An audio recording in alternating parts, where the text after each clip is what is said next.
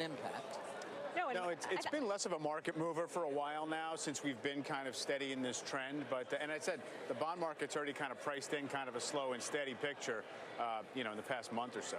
I was just going to bring up the seasonal factor because welcome to September, which is traditionally the worst month of the year for stocks. But you know what? They said that about August too, which was the second worst month. And turns out we eked out a gain for all three of the major averages in August, just barely for the S&P, but the NASDAQ had another strong run, finishing at yet another record close yesterday. Mike was going to ask you about biotech, which really has been breaking out and driving the NASDAQ, along with some of the resurgence in the FANG stocks. This market keeps kind of seeking new engines to keep it supported and get to the next level. Biotech has definitely been benefiting from that organic growth trade that the FANG stocks have benefited from for a while. And then Gilead is such a big market cap contributor to the group that it's really been driving with its new M&A move to Kite.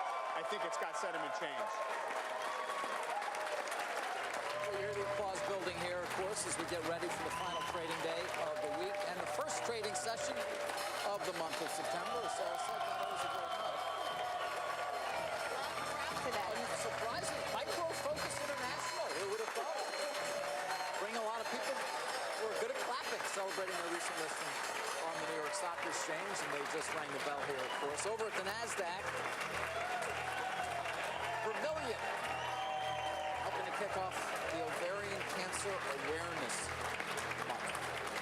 One fact that's interesting, David, about stocks this week is that turns out fund managers actually put in $300 million into U.S. equity funds for this last week. And it was notable because it was the first week of inflows in the last 11 weeks. Not that much, and a lot of it actually went into utility sector, as we understand it. But as we continue to watch this market, Mike, make new highs, the question is, in September, when some of the big money comes back on the trading desks and the volumes return, what's the positioning look like? There are a lot of risk factors for September, a lot of them coming out of Washington with the debt ceiling, the budget deadline. Although you might make an argument that this week, particularly as it went on and the devastation, unfortunately, of Harvey was so evident, that this idea of connecting debt ceiling raise with aid for Harvey gained some currency and may have actually helped stocks. Yeah, arguably that was a factor this week as we've kind of rebounded back toward the highs. I do think there's a kind of an overlay of caution because of the seasonal factors. There was a wobble,